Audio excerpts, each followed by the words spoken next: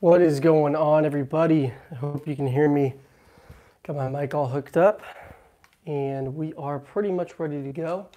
And I just wanted to give you guys some time. I know I announced the other day that we were going to do a live, and this live is going to be all about one thing. It's all going to be about value, massive value. I'm going to be answering all the questions that you guys have, but also just going over some of the big conceptions and problems that people have as beginners in this business. Now, I do apologize. I'm going to have to be walking back and forth here just because I have the phone set up back here and walk back and forth. Now, just had a question come through just to start things off, start talking about something here. Somebody asks, is the Brooklyn theme good? So the Brooklyn theme is one of the most basic themes that we have out there, and the reason a lot of people like to use it is because when you get started with a Shopify store, the first thing that we want to go after as entrepreneurs that, let's say, don't know necessarily anything about e-commerce when we're starting out, we want to go towards something that's aesthetically pleasing. And we go to these really large brands and we see like MVMT watches, like holy crap, like this is really nice. And we want to launch a Shopify store with a really, really big on the front homepage. A lot of times is what we're looking at. At least for me, in 2016, that was my first theme that I didn't publish the store ever like that. It was just the first theme that I looked at. It's not a theme that I would recommend. When it comes to drop shipping and we're using a free theme, let's say that you can't afford a custom theme or you just want to start with a free theme, the ones I recommend, number one is Debut. I like Debut a lot. The thing you want to look at, the most important thing when it comes to a Shopify dropshipping store, and what I teach is the general store model, is running a general store simply because it doesn't narrow us down. We have the ability to test all different types of niches, right? So what we want to be looking at is the product pages and seeing how what the product pages look like, and how we can use them to our best advantage. Because if you think about it, the product page is everything. Everything. Nobody talks about this. If you guys were on my Instagram live yesterday, I talked about this a lot. This is unbelievably important for you guys to remember. The view content is the first sort of bit of buyer's intent that the buyer goes through, right? Because you run a Facebook ad and the first thing that the person's going to see is your product page, which is the view content. So if your product page and your website doesn't look good, or it isn't formatted correctly, or on mobile it doesn't look very organized, then you're going to be in some trouble, right? So you want to make sure the product page looks really good, because the view content, they're going to go to, that's the product page, right? Then they're going to go to add to cart, because they're going to add it to their cart once they're like, okay, I want to buy this. And then they're going to initiate checkout, and then they're going to go to add, whoops, that's bad. Let me read that. Real quick. Add payment info, which is the page where they add their payment info in and their address. And then they finally go to purchase, right? They actually purchase. So the cool thing about this is we can actually, before even publishing a theme, we can go in and preview the theme and see the product page, see the add to cart page, see the initiate checkout page, see the add payment info page, and see what it looks like after somebody buys before we actually ever put the actual theme in place. So one of the ones that looks really good, starting out with a free theme, is Debut. Another one that looks good, it depends. You have to put some, and some of the things you have to do is put some of the, you have to put some aesthetically pleasing apps in there that, help with impulse buying and stuff like that, like countdown timers, things like that you need to implement. But another one that's good is Simple. Minimal's not bad. I avoid Brooklyn simply because it's all based around like tons of large pictures. And not just that, but if you don't know what you're doing, as a beginner, just take my advice for this. As a beginner, it's hard to make the Brooklyn theme look good without implementing a bunch of paid apps or custom coding. And so as a beginner, I would not suggest the Brooklyn theme to start. The first theme that I would suggest is Debut, and then using either a Simple or a Minimal as the second and third ones that I would recommend. So what other questions do you guys have for me here? Let's see. Live chat. All right. Hi. What's up, guys? How's it going? What is easier, drop shipping or affiliate marketing? That's a great question. Hello, Ryan. What about Amazon affiliate marketing? My country does not accept pay with credit card. Okay. So I'm going to go over some of these things. So when it comes to affiliate marketing, and Shopify. Affiliate marketing is great. I do some affiliate marketing on the side. I have many forms of income. the best way that you want to structure this is that you learn how to do something and you master the skills it takes to do that one thing, whether it's Shopify, whether it's affiliate marketing. And then you could go and apply what you've learned, social media marketing. Let's say, for instance, you start with Shopify Dropshipping, you learn how to social media market efficiently. Then you can go on to affiliate marketing and stuff like that and apply what you've learned into the process of how that works, and things will be a lot easier, I guarantee it. That's what I've done. And so when it comes to, let's say affiliate marketing versus Shopify, because somebody asked. So there's a few different things about when it comes to affiliate marketing versus Shopify. Now, if you're going to do affiliate marketing, you got to know how to efficiently run traffic, whether you're running social media traffic or you're running large native traffic, hundreds of thousands of people on a daily basis to try to go to that specific offer. If you guys don't know what affiliate marketing is, basically you partner up with companies, and this is the very, very simple way of explaining it, is you partner up with companies and you basically sell their product or service and you take a commission. So if you partner up with Amazon, you're selling Amazon's products and you're taking all commission for the people that actually buy. And so it definitely works. I know people that do $300,000-$400,000 in profit on a yearly basis, and they do very, very well, and they actually do very little when it comes to the business. So I definitely think that it's a viable business model. I don't want to speak too much to it because I don't do it full time. I do it on the side, but something that I would want to mention here that I think is very important is that when you do Shopify, you are going to be in the realm of affiliate marketing, which means that you will have the opportunity to run affiliate marketing offers and actually make money with affiliate marketing when you do Shopify. And the other thing is, when you learn the process of Shopify and how it works, you're going to know the majority of what goes on with affiliate marketing, because affiliate marketing, you have the company you're working for, the product that you're selling, but you're just the person, you're the advertiser, right? You're the advertiser taking commission on whatever product or service you're selling, right? So if you're the advertiser, that's great. There's nothing wrong with that, but you don't really know that much about the product side of things. And as an entrepreneur, if you're trying to grow and become successful later on down the road, if you start with Shopify, you become the advertiser, you become the product owner and distributor, and you become the business owner. You learn all of the facets that come with affiliate marketing. So I would suggest starting with Shopify, not only for that reason, but also because affiliate marketing really does, honestly, it requires lots of cash, whereas Shopify Dropshipping, you can start with $1,000. I recommend that people start with $2,000, with a process, coach or a mentor in place. But that's what I would say. I would say Shopify. The biggest thing about Shopify, guys, I want to just go over this real quick before I go over some of the other questions. Shopify Dropshipping is going to teach you things that will make you an invaluable individual. When you truly learn how to market via social media, and you know how to take a product from zero to literally not making any money to 6 figures or 7 figures in sales, that will change you. You will learn so much within that experience. And if you learn how to social media market efficiently, you are a very, very, very valuable person. And yes, it's about two things. Shopify Dropshipping is about, one, cash flow, because it does create cash flow if you do it the right way, especially if you do it the way that I teach it, which is passively, without sitting there and dropshipping all day long. You can create it, so it's passive, and you have people running your business for you. And that's nice because you can sit on the couch and watch TV if that's what you want to do all day long, or if you want to sit on a beach and, I don't know, Costa Rica, Thailand, whatever you want to do. It creates cash flow, and it creates skills. You gain the techniques of social media marketing. You learn how to efficiently social media market, in my opinion, better than most people out there, even the people that own social media marketing agencies. I know that from experience because I know a lot of people that own those agencies, and they don't know nearly as much as I do, simply because you analyze data more often and more thoroughly than those people do. Let's see what else we got here. Welcome in, everybody. After the Facebook crisis, are you sure people will buy from Facebook? I promise you people will buy from Facebook. I can guarantee that. I wish I had my laptop on me because I could show you my sales for the day on one of my stores. And actually, you know what? Just for you guys, give me 1 second. I'm just going to take this mic off real quick. I'm going to have to put it back on. I'm going to go get my laptop. It's in the other room, and show you guys, prove to you that people are still buying from Facebook, because it's still happening right now. Give me a second.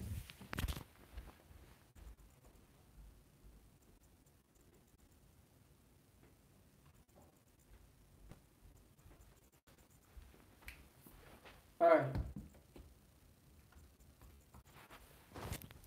Hopefully you guys are still sticking around here. I'm going to show you guys. Just put my mic back in there. Should have brought my laptop in here before. I really think I was going to be showing you guys my Shopify store like this. I guess I didn't really think about it. So what you can see right here, I'm just going to show you literally my laptop.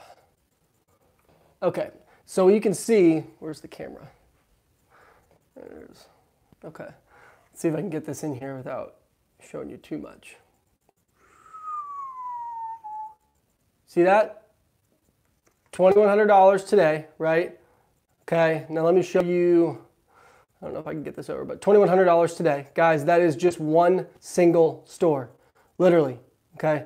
And you can see, I won't go over too much there, but 1,300 visitors, 21 active right now, okay? So guys, it's absolutely working right now, and I'll tell you right now on that store, this month I've only done that amount because the month just started, but in the month of December, I did $78,000, 1,300 orders. My profit margin on that is about 20%, but it's totally passive. So I have a team of virtual assistants that does this stuff for me. So that was about, you guys can see me. Hey, what's up? So that was it's about $16,000, $17,000 in profit for the month. But like I said, I don't really do that much. You know, I have my team running it for me. So let's see what questions you guys have besides that. What else we got here? So yes, I'm positive that people will buy. I am positive. It's continued to happen. It will continue to happen from now on. I'm using Shopify Dropshipping and AdWords, but I can't increase revenue better than $300 and spend $500 values. How to increase to 700 plus and everything but C. Okay, so I'm going to answer that question first from Sayash. Sayash, yeah, sorry if I didn't say your name right, but I'm going to help you, man. Let's do this, guys. This is one of the most. This is a bomb, right? Just a little value bomb right here, okay? This is fiery value that nobody talks about. You guys will hear me say that all the time because you guys are being disserviced. You're being disserviced as a Shopify community because these people out here on YouTube and Instagram and everything like that are not talking about the things that are actually going to make you money in their business. They're just pushing out videos that get views and, you know, peddling their stupid courses, right? And I'm not saying courses are bad. Sometimes you can, you know, get a good process and make a lot of money with a course, but I'm not saying that they're bad. I'm just saying that look at these people, who they are, who these influencers are, and what their long-term goal is. Are they looking to make money off of you? Or are they looking to, you know, further your business? And I'm going to show you guys how you can do that right now. So we said, so we had a question that said, I'm spending $300, I'm getting back $500, and how do I make more money with that? Well, one way you can do it is the obvious way is, oh, I need to spend more so that I can make more. Yes, you can do that. Another way that you can do that is by, excuse me, decreasing your cost of goods sold. So decreasing your cost of goods sold, or which is, you know, decreasing, this is better actually, let me do this. Decreasing your cost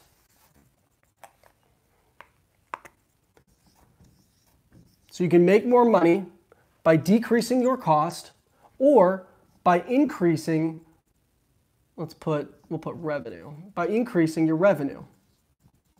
Those are the two ways that you can make more money. Now, if you just go out and run more ads, you're going to increase your revenue, but your cost may increase with it. That's what it sounds like is happening. So you're stuck because you're like, well, I can't just spend more money because it's not working that way. That's fine. There are other ways you can decrease cost and you can increase revenue. There are other ways to do that. So let's talk about those. In decreasing your cost, so you can decrease your cost in marketing, which is what you're talking about, right? And that's not working. Okay, so boom, we're not going to decrease cost in marketing, at least for right now, right? You can decrease cost in your cost of goods sold. So if you're buying things from AliExpress, what you can do, if you guys haven't done this already, what you need to do is go to the supplier you're using and ask for a VIP link, and they'll give you a little bit of a cheaper link, right? You've heard me talk about that if you've seen it in one of my previous YouTube videos. Another way that you can decrease your cost of goods sold is by using a credit card, because you get 1 to 2%, depending on what credit card you have, 1 to 2% back in cash on anything that you spend on your inventory. And by the way, if you're not in the United States, what you can do as well is you can get a PayPal debit card and they will give you 1% on everything that you buy. So that'll save you 1% on your inventory cost right there. Another thing you can do to decrease your cost of goods sold cost is by using Admit Ad. That's a cashback program. Guys, I get so much cash back, it's ridiculous. Admit Ad, I can get 6.9% cash back on everything that I buy on AliExpress. So when I'm spending, I spend about, I don't know, $2,000 or $3,000 a day on inventory just for one of my stores. So let's say $3,000 a day, right? If I'm getting 7% back on that, that means on a daily basis, I'm making $210 on just cash back. So that adds to my bottom line, my profit. So that's something we can do is decrease our cost. And I'm just talking about cost of goods sold and a little bit in marketing. There's other things you can do to decrease costs. But let's talk about increasing revenue, because that's another great way to make more money. And what you want to do by increasing revenue is what we're essentially doing is we're increasing that average order value, right? So by increasing that average order value, you are, because obviously you're paying to acquire a customer, right? So when you pay to acquire a customer, let's say you're paying $20 for a customer to come to your store. And on average, everybody that comes to your store, let's say you're selling a product for $40, right? And somebody buys a $40 product, okay, costs you this much, and let's say that the product cost is $15, which means in turn, 25 plus 15 is 35, 40 minus 35 is 5. So let's say your profit is, you're making $5, right? Well, that's cool, but that's not interesting. You know what's interesting is when you pay $20 to acquire a customer and they don't buy one, they buy 3. And on average, they buy 2, right? And so on average, if you can increase your average order value to have your customer spend an average of, if this is the cost of the product that you're selling for $40 at retail, and you're getting it for 20, your marketing cost is 20, and you're getting it for 15, and you're selling it for 40, there is no way that your average order value shouldn't be any less than $50. There's no way. There's no way, unless you're not doing anything, and you're probably not, because most people don't. What you need to do is that you need to integrate as many upsells, downsells, frequently bought. That's another app out there. And a lot of this stuff can be implemented with just literally apps. Shipping upsells, nobody does that. And it's something that you can do however you want to do it. A lot of people structure it differently. I do it a certain way, but is what you can do is when you think about it psychologically, you want to upsell your customers when they're going through that entire process from view content, add to cart, initiate checkout, add payment info, all the way until they buy. If you're upselling them here and there, every time they go through, you give them a chance to spend a little bit more money, you will easily go from that $40 up to 50 plus per customer. And so if you really think about it, if the cost of marketing is the same for a customer and you just increase the average order value, yeah, your cost of goods sold per customer is going to go up, but your profits can increase with that. So that's something I would suggest to do, where if you increase your, because like you said, 500, right? You said right now you're spending 300 and you're getting 500. Well, wouldn't you make more money if you spent 300 and you got 800? Because you wouldn't be paying the cost of marketing. Yeah, so right now, let's say you're making $100 in profit after your cost of goods sold, right? On this one, $100 in profit. On this one, you'd have the same cost of goods sold, maybe a little bit more. Let's say it's $200. So if it's $200 cost of goods sold, that would basically what I did was plus $100 of cost of goods sold, plus, let's say 200, which it wouldn't be even that much. It would be like 150 because we didn't go up, we didn't double our sales. So that would be 450, 800 minus 450, then is, what is that? Yeah, 350. So your profit would be 350 instead of 100. And it's a lot easier to make, to live off ends meet, or make ends meet when you're making, or whatever. It's a lot easier to live when you're making $350 a day in profit, whereas if you're making $100 a day in profit. So just something to think about. So sorry about that. I kind of went off on a little rant there. Let's see what else we got here. Welcome in, everybody. What budget to start with? I always try to say the minimum budget you want to start with is $1,000. 500 you can absolutely do. However, it's just best, like with my process, when it comes to automating everything and having an outsourced team, having everything flowing in a very simple way. I like to say $2,000 is best. But if you have a lower budget, you can still do this stuff, guys. I would say $1,000 is the minimum though, because you can do it with 500. The thing is, you're going to be cutting corners. That's just a fact. Do you need to buy web hosting and domain name before signing up for Shopify, or Shopify does it? So that's where you need to watch my how to start a Shopify store video. It's an hour long, and that's going to show you everything. You don't have to buy hosting. Shopify has hosting. However, you need to buy a domain, and there's a lot of places you can do that. Let's see.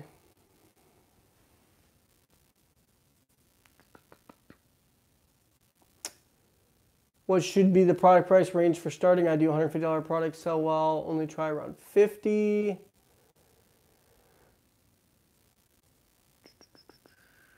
What are some factors of people initiating checkout but no purchasing? That's all I'm getting, like sale or two. I tried lowering the price and adding shipping.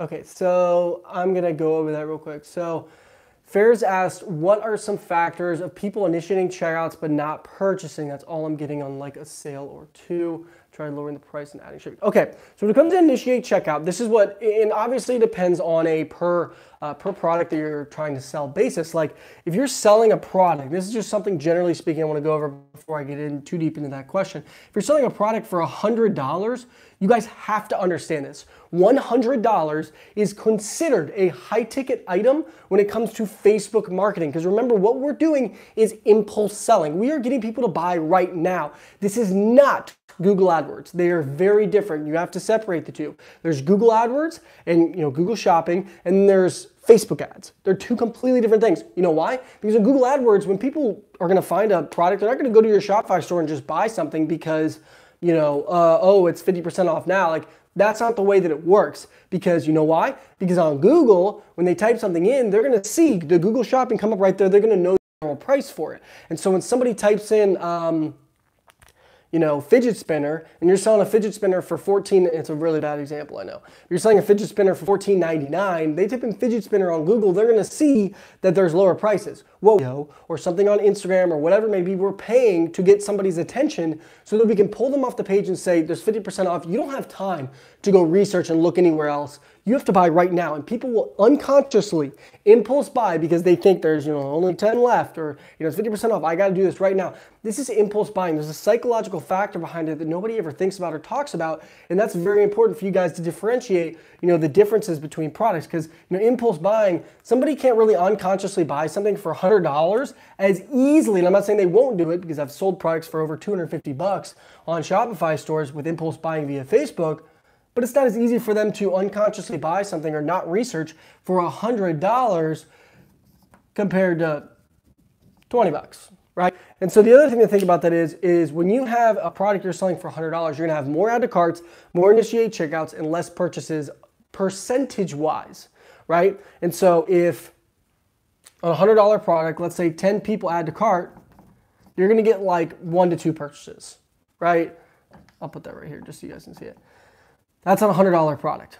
That's probably what you're seeing, right? And so on initiate checkout, you're probably seeing, 3 to 4 people initiate checkout. So 10 people add to cart, 3 to 4 people actually say, okay, I see that it's $100 and I'm gonna buy it. And then 3 to 4, from 3 to 4, you're getting 1 to 2 people actually to buy from the 10 that originally added to cart. Now that number does get bigger when it comes to worldwide audiences. You're running less quality traffic. Let's say you're not running United States, Canada, UK, Australia, New Zealand. Say you're just running worldwide, or you're running all of Europe. This may turn into 20 add to carts, and this may turn into 4 to 5 initiate checkouts, but still stay at 1 to 2 purchases. However, you'll pay less for the add to carts, less for the initiate checkouts, and less for the purchase. Well, not necessarily less for the purchase, but you'll pay less for the other things, and the numbers will work out similarly. So something to think out in comparison to that is if you're selling a $20 product, if you get 10 add to carts, you'll get, some between 4 and 6 initiate checkouts. And then for purchases, you'll get something like, I don't know, probably 2 to 4, right? Because overall, it'll probably be something like, I would say 3, actually, 2 to 3. Because the numbers, you want to make sure the numbers look legit as well. If you're getting 10 add to carts,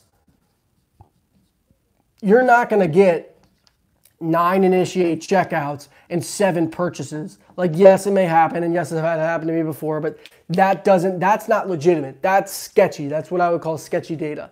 And you're not going to get it at that level. It's just not really going to happen. And so this is something you want to consider, okay, is that all this stuff is relative. And so when we talk about what's the problem between the initiate checkout and the actual purchase, there may not be a problem. You need to understand that if 10 people add to cart, right? Depends on the price of the product you're selling, but 10 people add to cart, you're only going to get, let's say 4 to 5 people that initiate checkout. And then you get, when it comes to purchase, if you get, 2 to 3 of those people to actually purchase from the 10 that added to cart, there's nothing wrong with this flow. This is normal, okay? But something you want to consider is that if you're getting 10 add to carts and you're getting, 5 initiate checkouts, and then you're getting 1 purchase, or you're getting 0 purchases, and this data goes up, like you're getting 100 add to carts and you're getting 50 initiate checkouts and you're getting, 10 purchases, that is not a great conversion here. It means your shipping price is probably high, something on the back end, something between,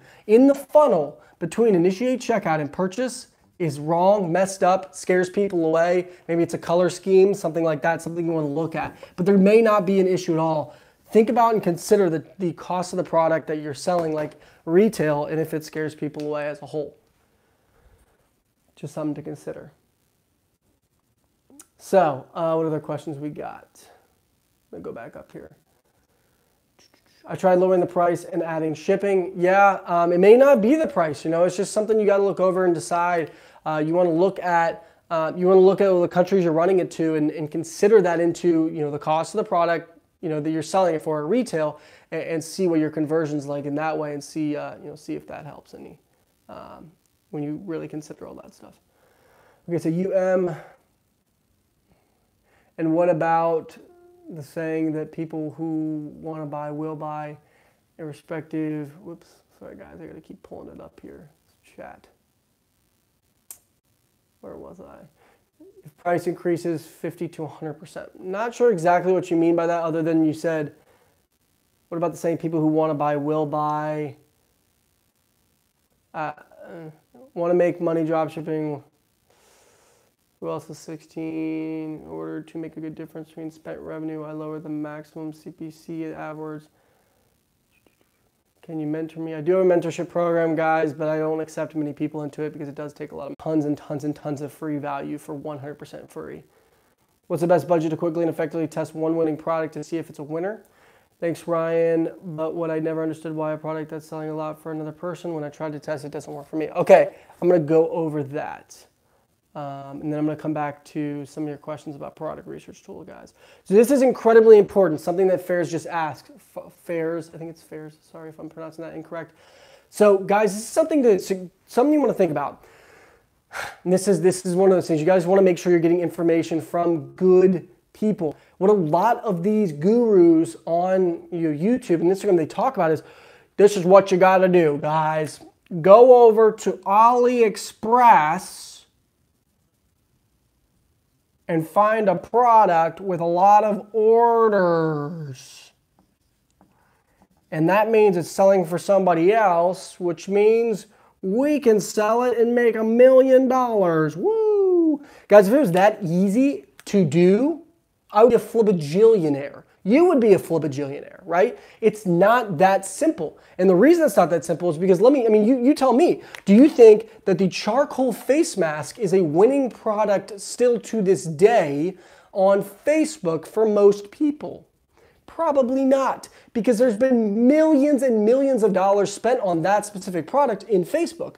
And so I'm not saying it can't work. Could you get a different video and push it out and have really good content and make sales with it? Yes, but it's not really as much about just the people who have, who are selling another product. Think about this as well. Facebook is an auction platform. And this is something you guys need to understand, which is why I'm so, I talk a lot about understanding the Facebook algorithm, how it works and why it works the way it does. Facebook is an auction platform. So let's say we have Joe Schmo running a winning product. It's only been running for about 3 weeks now, and he's spending, let's say, $1,000 per day. If he's been running it for a week or two now, he's spending $1,000 a day. That's more than reasonable to say once you find a winning product. You want to scale it fast and efficiently. Let's say he's spending $1,000 per day, and he's doing an auto bid.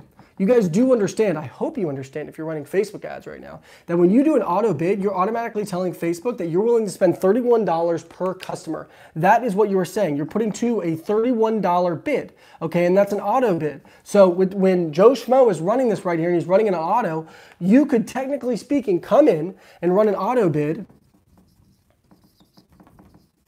at $5 a day, you know, with let's say 20 ad sets, and yes, you could compete with him and start to take some of his traffic, but if he's spending more money, he will beat you.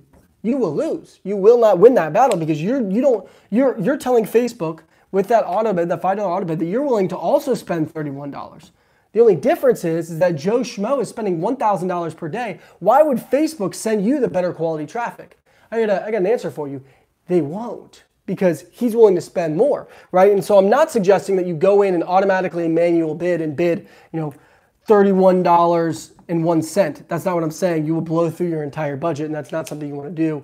Well, not necessarily at that bid, but you get the point. You don't want to necessarily do that. That's not what I'm saying. What I'm saying is that you need to understand that, and you need to understand also that there's saturation. I'm not saying that you shouldn't go find a product with a lot of orders and run it. What I'm saying is that just because someone else is doing it doesn't mean you can do it.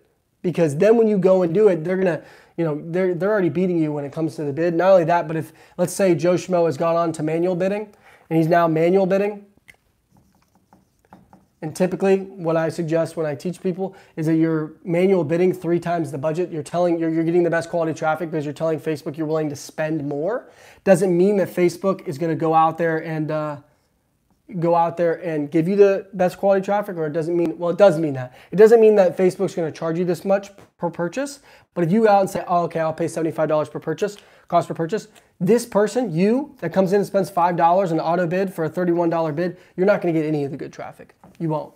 And so that's what people are doing. If there's already a big winner out there and somebody's already gotten to the point where they're manual bidding and they're saying they're willing to spend this, nobody that comes in at a $5 bid on an auto bid is going to be stealing their traffic because they're telling Facebook they're willing to spend a heck of a lot more money than you are. So that's something that you guys need to understand when it comes to the Facebook algorithm, is that it's an auction platform, it's a bidding platform, and if what you're doing when you push an auto bid is that you're bidding $31 on an auto bid, you're telling Facebook, here, it's $31 is what I'm willing to spend per customer. Right? Doesn't mean that it will be $31. It means it could be a $5 cost per purchase. It doesn't mean it's going to be $31. It means that's what you're willing to spend. The more that you tell Facebook you're willing to spend, the better quality traffic you'll get from Facebook. So I hope that makes sense, guys.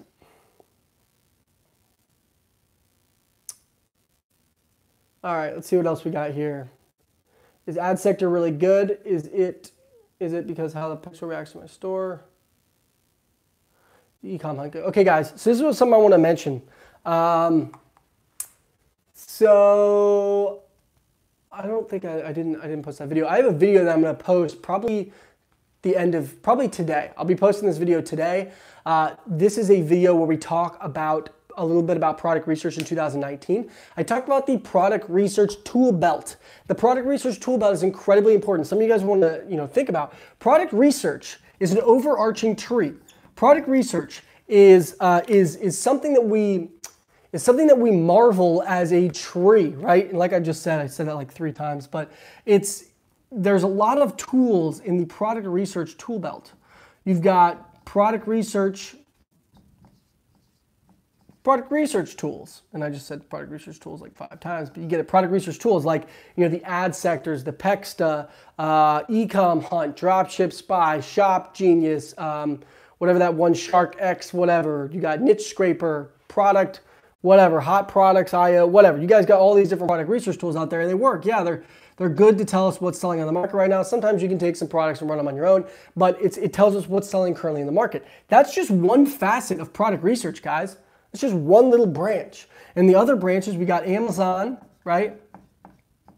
And Ali, because those are the open marketplaces that we can go and look and see what's currently selling on AliExpress and Amazon, what people are currently buying in the market right now. And we utilize all 3 of these things in Google Trends, right? We go into Google Trends and we basically, what's the word? Confirm what we found here when it comes to each niche and when it comes to search volume, right? And then the other thing we want to use here that nobody does enough, and I don't do it enough, nobody does it enough, is Facebook and Instagram. Guys, it sounds like I feel like a broken record here because between Instagram and YouTube, I talk about it all the time, but these tools right here, forget product research tools. Yes, they're important and they're in your tool belt and you want to use them and you want to see what's working in the market, but don't use them exclusively as product research tools. If you just sit there and run products from product research tools, yes, you may have success with it, but you're not going to learn anything. And so the other thing you can do is you're going to find bigger market cap products when you look into this stuff rather than the product research tools, because you're just piggybacking on other people to try to make sales on what they're making sales on. Nobody does this enough. Facebook, Instagram, Amazon, and AliExpress, but mainly Facebook and Instagram, guys. Facebook and Instagram are literally a black hole. When you think that you've looked all through Facebook and Instagram, you're wrong, especially Facebook, because we're literally talking about Facebook ads. What better to figure out what you're going to run or potentially run in a specific niche than to look at the direct market that you're going to be selling to? Guys, it's a black hole of research. Like, there's so much information on Facebook. You can look up hundreds of different search terms. You can go and 200 different dropshipping pages of people that are currently running ads. Like, guys, these are incredibly important. They're part of the product research tool. So yes, ad sector is pretty good. I wouldn't say it's as good as it's always been. It's expensive, not expensive. Take that back. It is a premium tool. It's $250. You guys have seen my product research video. If you haven't, go check it out, where I talk about the top 3 product research tools. I talk about, it's a little bit outdated because there's a lot, it's not outdated, but there's a lot of other product research tools out there, like I mentioned. Ad sector is good. We got Shop Genius is good.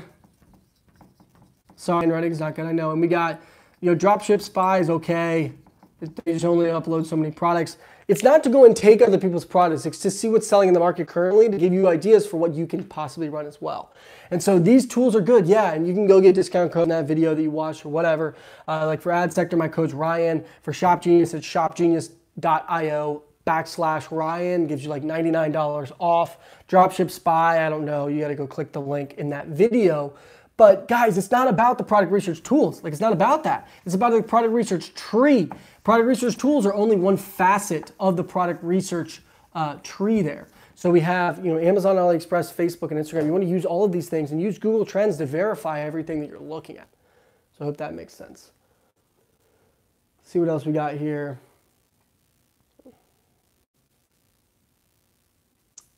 How to apply to my mentorship. So what you guys can do is this. The best way to do this is message me on Instagram.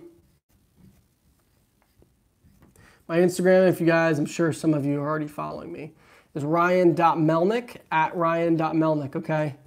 If you message me there, what I do is I send you, if you kind of just let me know what's going on. It does take me a few days at times because I get like 30, 40, 50 messages a day. At Ryan Melnick, okay? If you message me there and say, hey Ryan, this is what I'm looking for, I'm gonna ask you 3 specific questions. I do it to pretty much everybody. They say, what's going on, great. And then I'm gonna send you a voice message or I'll text it to you and I'll say, hey, I have 3 questions. What are the biggest barriers that you see for yourself in this business?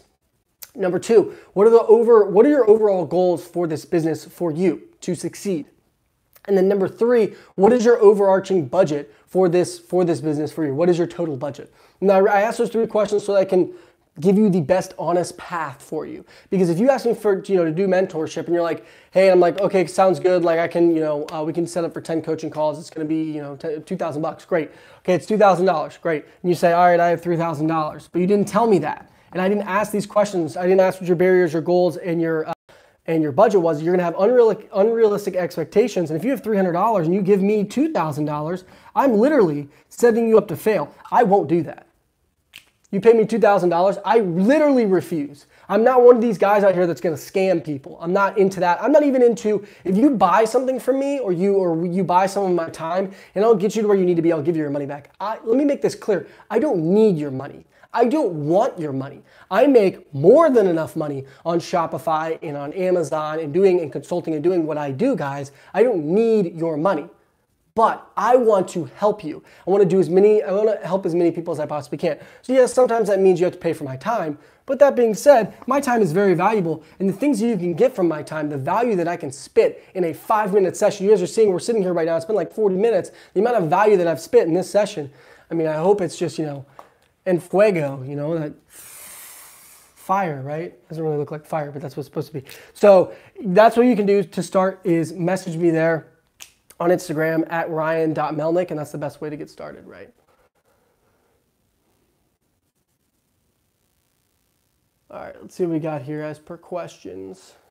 I'm usually testing trending products, recent orders, and AliExpress from the same person or two. Okay, that's one way to go, yeah, but that's kind of simple too. So I'm gonna go over real quick, guys.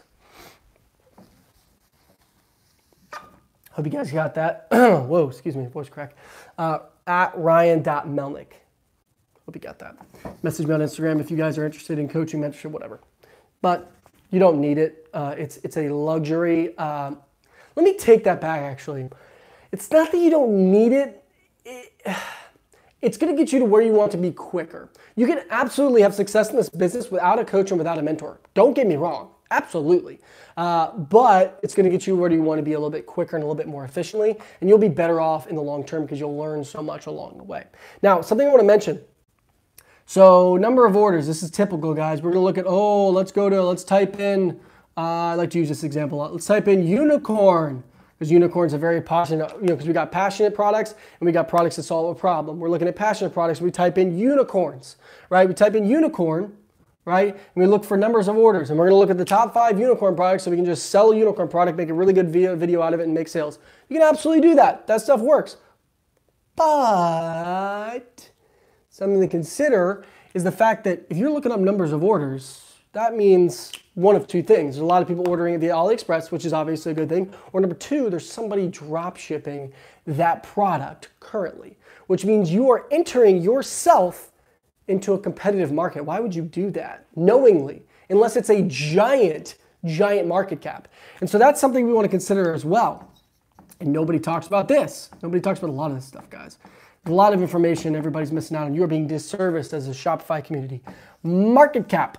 The market cap of a unicorn product. How many people do you think in Facebook will buy a unicorn necklace off of Facebook for, let's say, $20?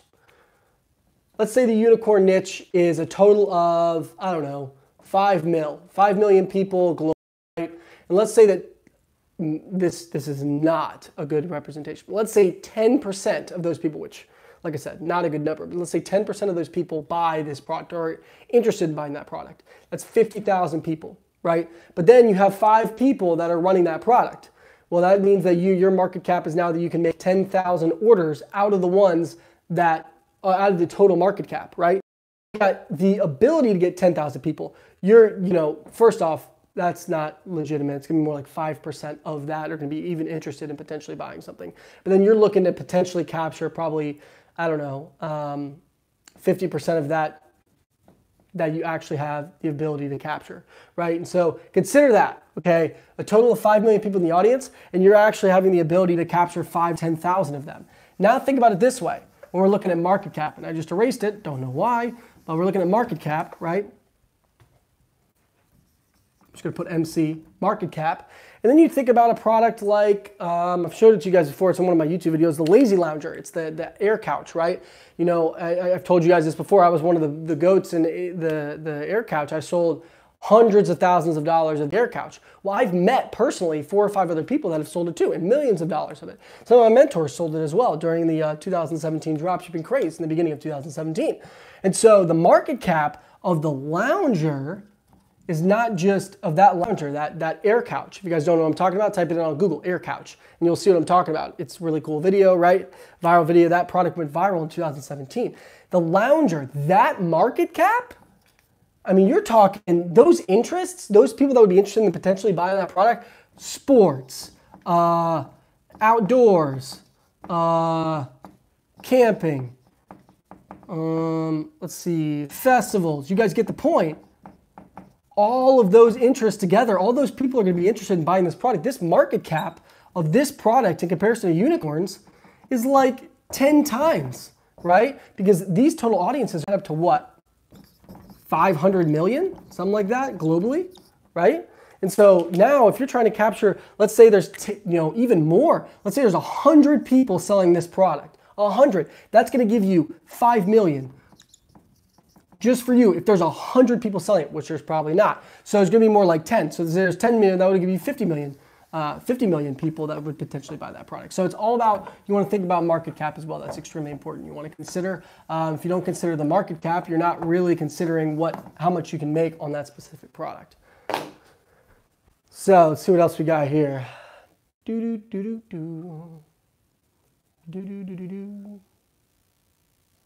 right, guys, so ask me some more questions. Let's get some more questions now. I got some questions in there right now. I'm just taking a water break. Woo. You guys know I like to talk fast, spitting mad value. Hope you're getting lots of value out of it. If you have any questions, make sure you guys ask them. Even the deepest, darkest of secrets, like, hey, Ryan, how do you do it? How do you consistently pump out, I don't know. Feel free to ask them. And we're going to be doing more of these YouTube lives, guys, because I want to keep you guys, as my subscribers, engaged, as engaged as possible. Okay, and so I'm going to continuously be growing. You guys will see my ads out on YouTube. I'm trying to grow the channel.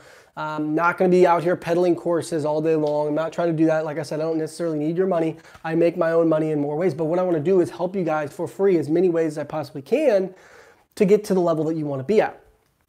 So what questions do you guys have for me? Let me see here. We got 4 damn questions. Eyelashes, trending or not? I don't know. You tell me. Go check it out on Google Trends, Amazon, Facebook. Eyelashes aren't really a trending product, though. It's something that people consistently use. What would you say about one product store, ClickFunnels, or general store, since one product store will look trustworthy? They both work, absolutely. Something you would want to think about when it comes to a one product store is that product currently winning or not? If you have a winning product and you turn it into a winning product, or a one product store, that absolutely works. But if you go into a one product store without the product already knowing is a winner, like you just literally start a one product store, you couldn't physically narrow yourself down, anymore. Like that's not a good way to start. Like, oh, I'm gonna run this unicorn pony store. You guys have probably seen the dancing unicorn pony. You're like, oh, I'm gonna run this dancing unicorn pony store. Okay, well, what happens when the dancing unicorn pony doesn't work or doesn't sell anymore? You're done. Now, if you already have a winning product, you turn that into that's gonna convert a little bit better. So yes, absolutely. These lives are fire. Appreciate it, Fairs, man. Appreciate it. Can you put all 9, 10 interests into one ad set? So worldwide or tier 1 countries, what do you recommend? Okay, so I'm going to be talking about, let's talk all this stuff. All right, guys, so maybe something I'll put, in one of the new videos is show you guys my ads manager. It's pretty nuts. Like you'll see, like if you guys follow me on Instagram, you've seen that I put like, oh yeah, like one of my ad accounts, I hit 6,000 purchases. So that was pretty cool. But like, you'll see like, I'm like, oh yeah, check out this ad account, like $500,000 spent in this one ad account. By the way, I have like 16 ad accounts. So yeah, this one ad account, I spent $500,000. Pretty cool. I got some, like the numbers are just kind of mind blowing when you look at them that way in the back of Facebook. Cause I'm willing to show you all guys all that stuff. A lot of people don't do that, but I don't really care because I just want to help everyone that I can. Get to the next level. So what were we talking about? So somebody asked about worldwide as for targeting. I think Fairs asked that. And somebody else asked about, that's what it was, structure, campaign structure. So you guys can structure your campaigns in any way that you want. However, Facebook's incredibly complex. And so you want to make it as simple as you possibly can. And so if you want to, I would suggest that you use the way that I organize things. It's not the most effective, but it's super simple and easy to read what's going on. So I'll go over that real quick. So campaign. This is going to help you organize in the best way possible. We're going to do the unicorn dance, the dancing unicorn, the little, I don't know if you guys have seen it. That was a bad example, but it's like a little dancing, right? It has a little unicorn, it's like, right? And it's like, has like music and stuff. So unicorn, Let's call it unicorn dancing. That's, yeah. Okay, so that's the campaign. We're gonna call that the product, right? The product is the campaign. And then we're gonna test, let's say 10 ad sets. Now, something that I do mention in other videos that I just wanna get out here real quick, guys, is I always recommend at the absolute minimum, you test 10 ad sets at $5 a pop. And we're gonna be looking at that over a 2 to 3 day basis to see if it's a potentially winning product, unless all of our KPIs look terrible after day one. Now I'm gonna be pumping out other videos that I talk about KPIs more in depth, because KPIs, key performance indicators, are incredibly important for you guys to know. It's like the most important thing when it comes to analyzing Facebook ads and data. Yeah, so I'm gonna be talking about that later on. But what we do is we would obviously do 10 of these, all the way across, but I'm just gonna put like 3 of them here just so you can see. Let's say we do US 21 plus unicorns. And we do US 21 plus Dragon Tales. That's a show in the United States, has like magical fairy tale creatures and like stuff like that. So it'd be like a unicorn. I've tested some unicorn stuff, so trust me, I'm not weird. I just know all this stuff. So US 21 plus, we'll call this, I guess unicorns is a freaking bad example. Let's call, My Little Pony. That's it's a show and book series here in the US that also deals with unicorns. So let's say we test all 3 of these, right? Dragon Tales, My Little Pony, and unicorns. These are 3 different interests, different audiences. Let's say 21 plus unicorns in the US is, 5 mil. I don't know, I'm guessing. Let's say Dragon Tales is 1 mil. Let's say My Little Pony is 2 mil. Perfect, right? And so what we do with this is we're all gonna be running this, that they each are gonna have their own ad, right? They're each gonna have their own ad, but all these ads are gonna have the same post ID. That way we're running all of the traffic to one post. They're all gonna have their own individual ad, just because for organization purposes, it helps, but we're all gonna be running it to the same post. So what we do at the beginning, just to clear this up a little bit, is we start with just this. Just this. Campaign, unicorn, dancing unicorn. We create one campaign, one ad set, US 21 plus unicorns. And then you create one ad, right? Publish, done. And then after it's scheduled or pending review, then you come back into your ad sets and you duplicate that. Let's say you want to do 10 ad sets at $5 a pop. You duplicate that 9 times, and that's when you go into the ad sets and you go and you edit, okay, US 21 plus, Dragon Tales, and the next one is My Little Pony, right? And then you just, when you go into the ads, you select all the ads and you open up another page where it's called, page posts, and you grab the ad ID number, which is gonna be like, 5 4 3 2 1 4 3 5 4 2 4 6 5 7 4. Copy that, paste it into all of the ads so they're all running to one page post, and all the engagement's gonna be in one place. So that's the organization of how we do it. It's just a very simplified, easy way to go about it, but that is the way that we start. So testing, when it comes to, do we test worldwide, do we test whatever? Depends on your budget. If you're gonna test, if you really like the product, you really like the ad, and you really think it's gonna work, you wanna test more ad sets instead of more budget. You don't wanna necessarily go, okay, I'm gonna go from $5 to $10 instead of going from 10 ad sets to 20 ad sets. You wanna go more ad sets rather than more budget. And so if you wanna test a little bit more, say you're a little bit more confident in the product, you don't wanna just do 10, you wanna do 20 ad sets.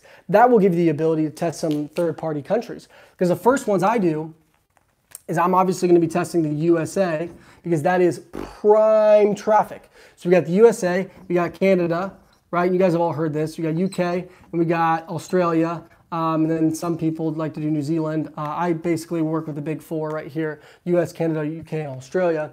And I'll test the interests that, like unicorns, My Little Ponies, just some examples. You can look at one of my last YouTube videos to see how I use the tree branch targeting method to test all across the market when it comes to specific products here. Sorry, just making sure we're all good. So these are the tier countries I start with, right? So if we're doing 10 ad sets, that's what you want to start with. And honestly, what I start with a lot of times is I don't even do Australia, is I'll start with these countries, these 3 countries, when I'm testing with just 10 ad sets. And a lot of times what I'll do if I'm testing just 3 ad sets and I think it's going to work, is I'll go to prime traffic and just go to the US. But to be completely honest with you, I don't test 10 ad sets anymore. If I believe in the product, I'm gonna be testing like 50 to 100 because I have the money, I have the ability, and I wanna scale as quickly as possible. So if you say you're moving up to 20 ad sets, right? What you can do is you do some of the prime countries, let's say the prime, we'll call it the prime 4, right? So the prime 4, and say you do 15 ad sets with the prime 4. And then say you want to go 5 ad sets just for, just for fun into worldwide.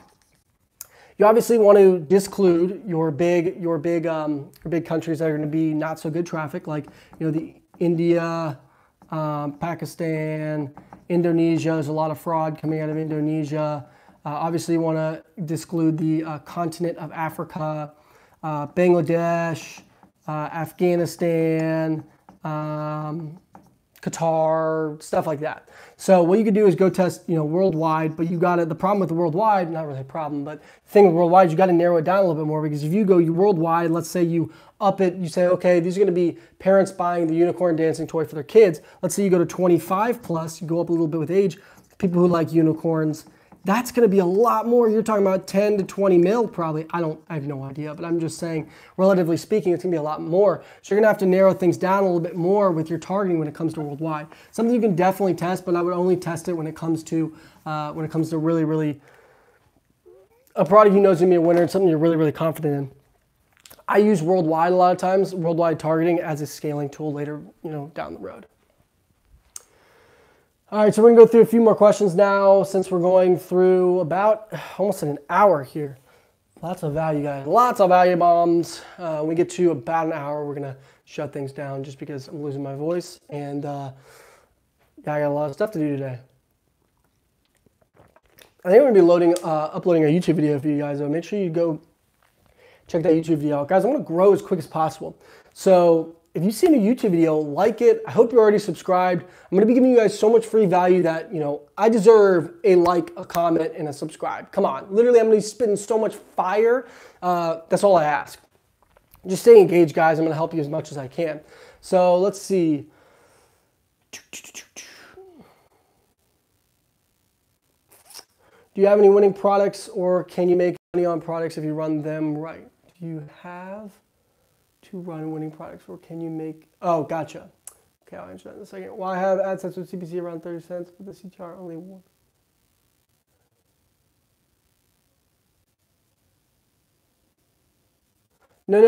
No, Fairs. Let me take it back, dude. If you have a lower budget, you want to test, so the USA, Canada, Australia, UK, those countries are going to give you the best feel for the lowest amount of money spending to really understand what's going on. Something that a lot of people don't understand is when you test worldwide, guys, these people in these worldwide countries are going to add to cart, initiate checkout. They're going to click through. They're going to do, lower your cost per click. Your CPMs are going to be lower, but you're not going to have a real feel until you spend a lot more money, because so many of them are just interested in the product because they're getting delivered an ad. Like, the people worldwide are interested in ads. Like, literally. And so they're not necessarily always the greatest buyers. In order to find out what's going on, you want to test those top tier countries first and then use worldwide as a scaling tool later on. I don't necessarily test worldwide at the beginning. So worldwide's more of an advanced tool, I like to say. So start with the top tier countries. So somebody else asked, can you make a winning product? Can you make anything a winning product? When you see an ad from somebody, because I've seen this a few times now, oh, you can make any product a winning product. False. That is wrong. That's incorrect. Can you make this marker a winning product? Yes, you can sell this marker, and I can sell anything to anybody. I used to be on face-to-face sales, so I could sell you this marker just like in Wolf of Wall Street. Sell me this pen. It's absolutely possible, but when it comes to Facebook advertising, no, you cannot just sell anything, in any way, shape, or form. You cannot make a winning product. The winning product has to have the USP, which is a unique, let me go over that real quick, has to have a unique selling prop, a unique selling proposition. It has to have something about the product that sells it over the other alternatives that they could potentially buy. And so that is why we go over two things: trending, good trending products, and problems. products that solve a problem, right? Because the USP for a product that solves a problem is the solution. So the USP, the unique selling proposition, is a solution that you're providing to the problem that customer has, right? So that is the USP for a product that solves a problem. The USP for a product that's training is your, you're Julie, the 15-year-old horse lover, right? You love horses. I love horses, right? Let me draw a little heart. I love horses, right? Woo! I'm Julie, the horse lover. Your unique selling proposition is that, hey, you love horses. Well, I got some cool for you. It's, or no, wait, that was like a sheep. I don't know what that was. Right? Check out this really, really cool horse necklace. This is a horse necklace. I don't know if you can tell that. Check out this really cool horse necklace. You like horses. That is the unique selling proposition, is that this horse necklace is so unique. You need to buy it. You need to buy it now. And you need to buy it on my website because it's only here for a limited time, 50% off. Get yours now, right? So that is the unique selling proposition. No, you cannot sell toilet paper on Facebook if all it does is wipe your butt, And I'm not trying to be vulgar there, so I apologize. But what I mean by that is you can sell golden toilet paper because it's made out of 16 karat gold, or you can sell toilet paper that, can, conquer the world, but you can't sell normal toilet paper. So no, you cannot make any product a winning product. But if it has the unique selling proposition that you can, kind of put into the product, then absolutely. All right, so I'm going to be going over two more questions. Two more questions, guys. So two more. Make them good. Let's see them. Two more questions. I'm going to go two more questions. Maybe what I'll do, if you guys really enjoyed this, let me know. Maybe I'll post this live. This is my first live, so I think you can comment like live or whatever, and I think I can share this video. But let me know in this video or in another video on my channel, or maybe even in the community post that I just posted, guys, if you saw that. Stay engaged, guys. Let me know how you like this. Maybe I'll do this like weekly. Okay, I'll do a YouTube live on a certain day in the week, and we can do Q&As live, and I can be your personal mentor for 100% free. I don't need to make money off of this, guys. I'm enjoying this. I like helping you guys as much as I can. And the best part is when you come back to me and you tell me how much money you made off of this stuff. That's my favorite part about it, is when I come back and you guys say, hey, Ryan, this is how much money I made off of a certain tactic that you taught me about. It's all about, this is why, guys, my ultimate goal is to be on stage. I want to be on stage somewhere teaching people these sort of things. We're talking about the psychology of the buyer, the psychology of the seller, other things that go into psychological triggers behind impulse buying when it comes to Facebook marketing. We need to understand what we're doing when we put an ad on Facebook. When you put out an ad on Facebook, and this is something I want to hit on real quick. Guys, this is extremely important, and if you have any questions, be sure to ask them right now so that when I go back over to the camera, I can go over those real quick, and we can end up wrapping up this video. But I want to go over this real quick. I want you guys to fully understand what Facebook advertising is. You are asking somebody who is scrolling down their Facebook feed, and they're seeing, what are they seeing? They're seeing friends, right? They're seeing family. They're seeing viral videos, right? They're seeing Facebook group posts, right? And then they're seeing an ad. Friends, family. And what you're asking them to do is to pass, stop. Stop there. Don't keep going. Leave Facebook. Go on to Shopify, your Shopify store. Not only leave this social media marketing website, you have to be so convincing and so selling to what they want. You have to help take them off the page, take them to your Shopify store, get them to enter in their credit card information into a site that they do not know. They've never seen your site before, and buy when they were currently doing something else. You have to pull them off and take them and have them put in personal information on a site that they've never seen before. Think about that. That's pretty complex, and it's not complex, it's pretty simple actually, but it's pretty special that we have the ability to do this and that people consistently do it. People buy off of Facebook. So while people say that this business is easy, I do say that all the time because it is very simple. It's not an easy thing to do, to put all this process together and pull people off of Facebook like this to get them to actually buy.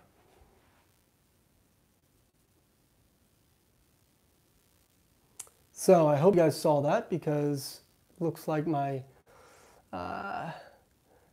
video paused there for a second. Okay, so I'm going to pick two of these questions here. First, ask when did you fund your journey? I'm going to be going over, I'll have another video talking about how I got started with Shopify Dropshipping. That'll answer your question. Okay. I do not use YouTube ads for Shopify. I would suggest focusing on Facebook. YouTube ads I just used basically to grow my channel. Let's see. Ooh. Any good books of psychology of selling through emotions? Ugh, that's a hard one. Got to be honest with you, man. I'm all into the age. This is the age of information, and I'm not a great reader. I've read books, and I do like reading, but like I have ADHD, and I literally can't stay focused on a book. So like to be completely honest with you, I don't have books right available for you, but like you should absolutely go read books on that. That is like there's so much value in the psychology of the sale. Like I learned face-to-face sales taught me so much that I've learned with this business hand in hand. So I'll answer some of these questions. How many different strategies are there to sell products on Facebook besides the tree branch? So that's targeting method. So I'll go over a few of these things. Okay. So how much money did I make in my first month of shop? It was 3 years ago. 3 years ago. It wasn't the same as what it was now. I actually started, just to give you a little bit of a background. I started, and I'm not saying that it's necessarily this easy to do this nowadays. You could literally have any store and sell a lot of different products. Back in the day, it was a lot easier back in 2016 to do this sort of thing, right? And what I started with was $200. Now, I do recommend you start with more nowadays because you want to start with Facebook. You can start with Instagram to build capital, but Facebook's going to be more scalable in the long term. What I did, you guys may have seen this before.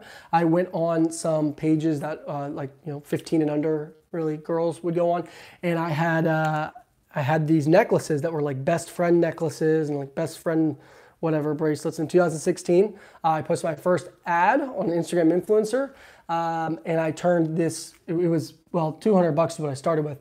The ad costed me $30.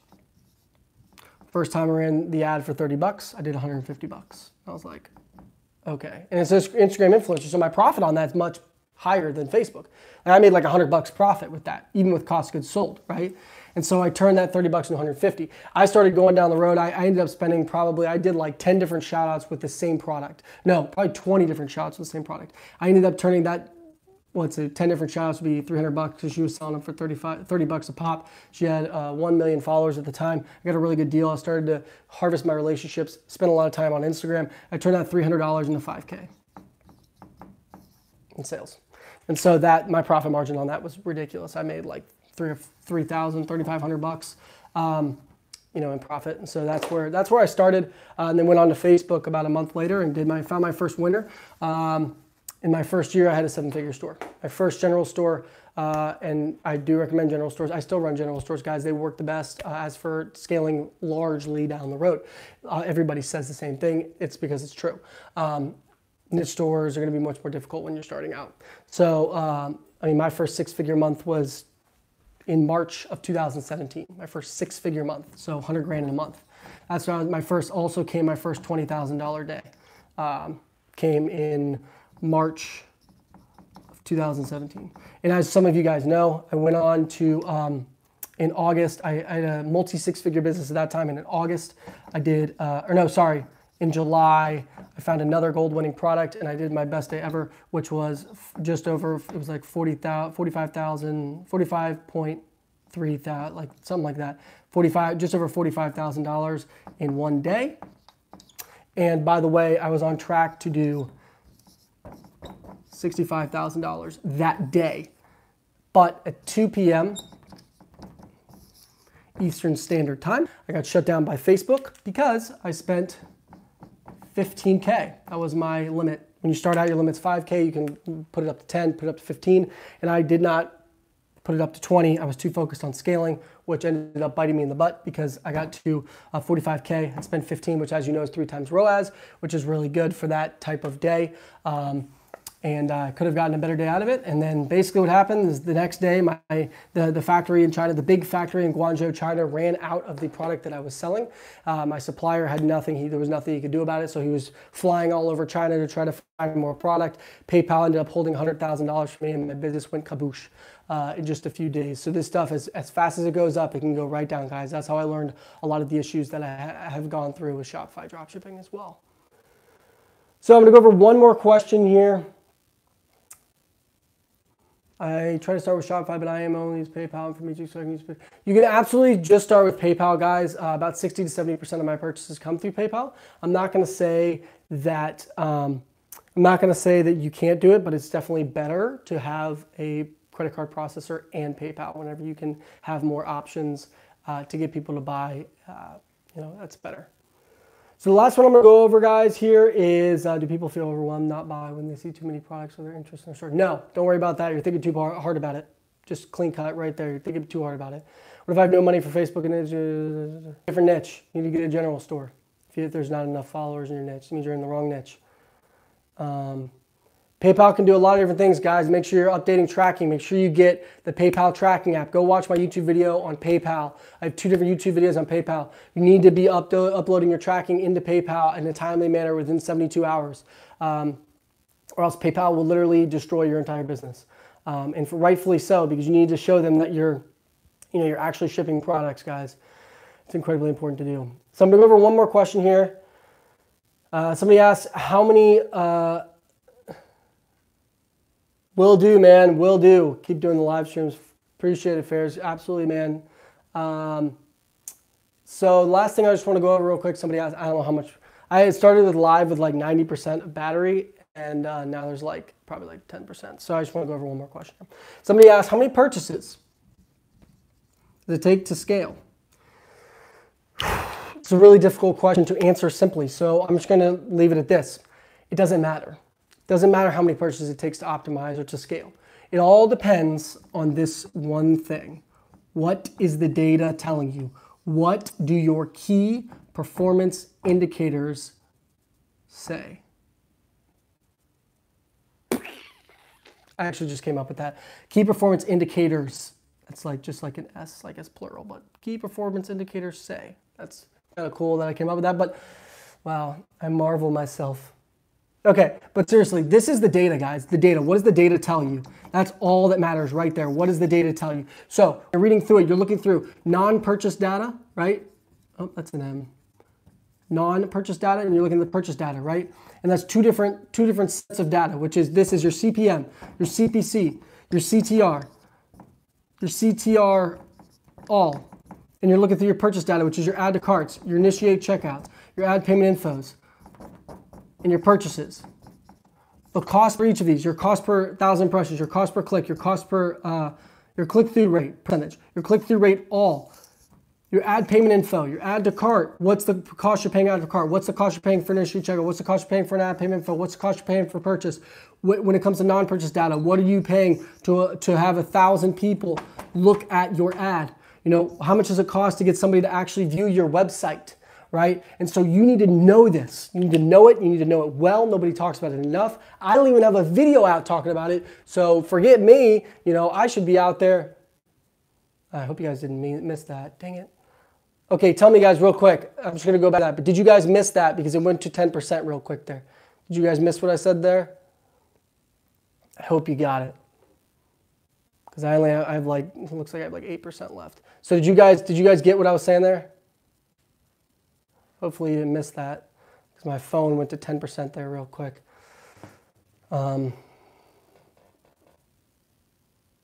Okay, yeah, need to know your data, guys. This is the most important thing that you guys can know. When you know your data and you know it well, your non-purchase data and your purchase data, that is what's going to tell you to scale later on down the road. There's not a certain number. Yes, Facebook says 50 purchase to optimize on a 7-day rolling basis or on a 1-day, depending on what you're optimizing for. If you're optimizing on a 1-day click, it means on a daily basis you need to have 50 purchases. If you're optimizing on a 7-day basis, then you need to have 50 purchases in a week. But it really depends on the data to see if you want to scale or not over time. So know your data, Know your numbers. That's what this business is all about. If you don't know your numbers, you will never make any money. And if you don't know your numbers and you're running a product and you're making sales, that's scary because that means you are vulnerable to losing that money or losing that product. So if you don't know your numbers, make sure to reach out to me. Guys, if you need any help or you just want some advice, whatever, ask questions in the community here. Post comments.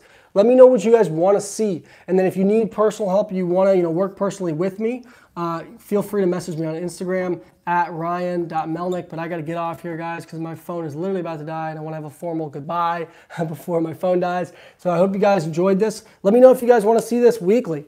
Do weekly lives, whatever it may be.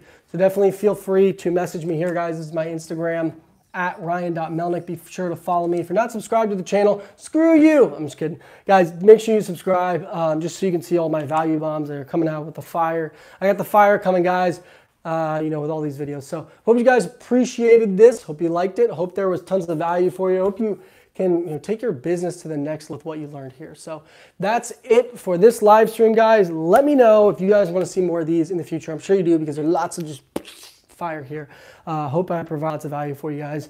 And I will see you guys in the next video or the next live later on.